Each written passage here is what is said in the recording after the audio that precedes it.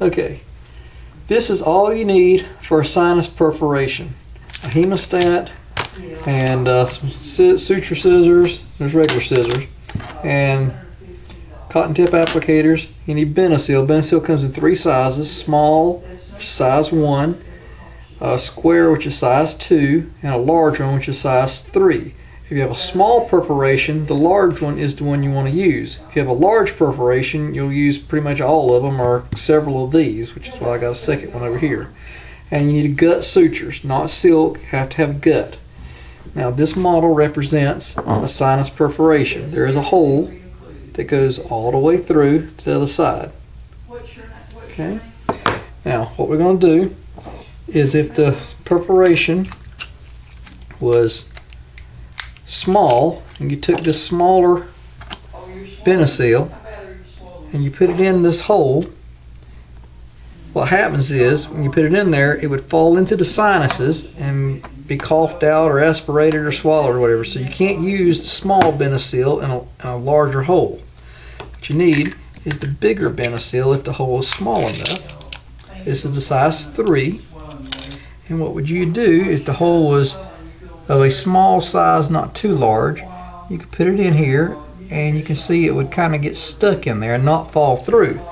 And at this point, you could, if it was really tight hole, you wouldn't have to do anything else. It'd be sealed. If it was kind of shaky like it is right there, you could put a couple of sutures right through the gum, through here and through here to hold it in place, and you'd be done.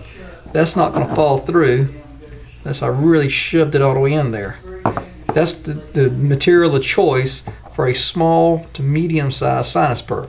A large perforation like this, what you're going to do is you're going to take your gut suture and you can take the suture out here and you thread it through the little Benacel here. This is the benefit. This makes it so much easier than any other material on the market. Is you can just thread that in there. We'll thread this one in here, and it'll slide along the thing. And then we'll go. You'll take this, and you want to slide it down to near the end, but you want to leave yourself a few inches on the end here, so you're not all the way to the very end of the suture. And what you want to do is you want to put this into the sinus perforation, but you don't want it to fall through, so that's why you got it tethered on here. You put it in here like this, and if it was too small and you pushed it too much and it fell through, you'd see it coming out the bottom into the sinus. But see, the suture is holding it, so we can pull it back up out of the sinus and back up into the socket. So we're going to keep it in the socket, plugged up in there nice and tight, and the suture's tethering it. Now we're going to take the suture and we're going to suture a little differently than you'd normally suture. Since we're tethered in the center of the hole, we don't want to suture from the outside, which would pull it up and out. We want to go from the inside to the outside, like that. And then you're not going to pull this tight. You're just going to pull it enough to get rid of the slack. Because if you pulled it tight, you'd pull the Benacel back up and out of the extraction side. So you just pull it a little bit, and then you're going to go from the inside to the outside again on the other side. Okay, and then you can tie that off, and all that's going to do is just hold the suture, hold the Benacel in the sinus perforation location, keep it from pulling up and out the hole or falling down into the sinus. And you just tie this off like you normally do in any old interrupted suture. Boom, and that's tethered it in the hole. You cut your suture here. Boom, just nice and lightly so it doesn't pull out the hole. Now I follow that up with a figure 8 suture. Now before I put my figure 8 suture, I like taking a square. I lay the square inside and on top of all this, and I pack it down, which if it's in a human mouth and it's wet and it's bloody, it compresses a lot better, and it'll fill up in that hole real easy, and you just kind of smear it off and pack it off even, just like that with the top of the hole. Push it down in there good and deep, and it works better when it gets blood and it gets all sticky and tacky. Then I do a figure 8 suture. And your figure 8 suture, you're going to go from mesial buccal to distal palatal, and then from distal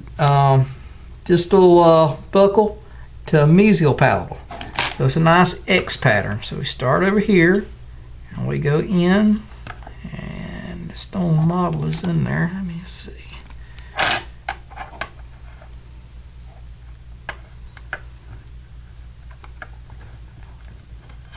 There we go.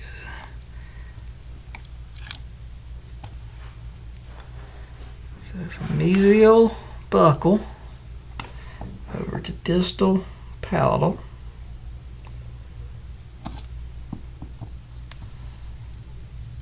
And then from distal buccal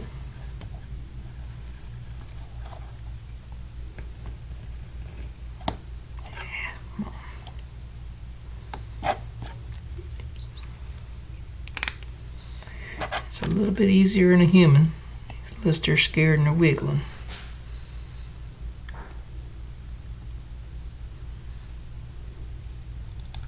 There we go.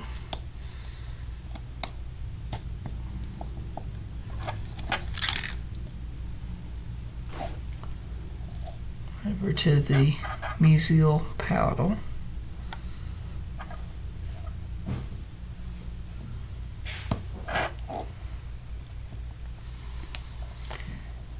And that made a nice X right on top of that square.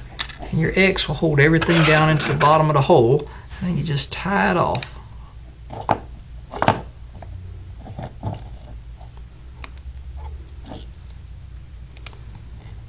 Okay. So we first suture tethered material to keep the material from falling through the sinus. A figure 8. Now, my personal preference, a lot of dentists stop when they finish that figure 8. But I like to also put, I call it a figure 8 plus 1. I like my plus 1 to go right across the center, right on top of the X of the figure 8, to hold everything down and keep that square from even having any possibility of sneaking out from underneath it. So I got a figure 8 plus 1 interrupted.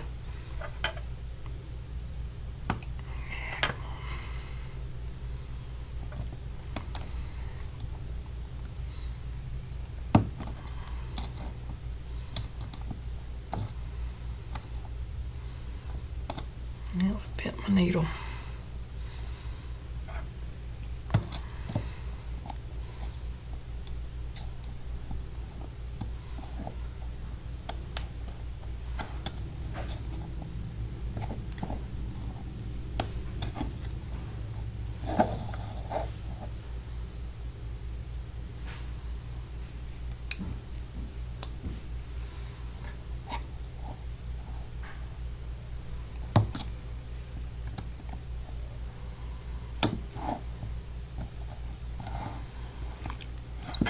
Alright, so figure 8 plus 1 interrupted across the top.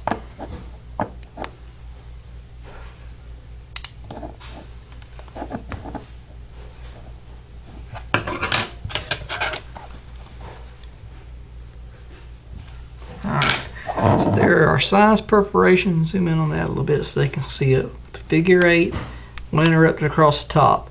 Everything's tethered and it's sealed.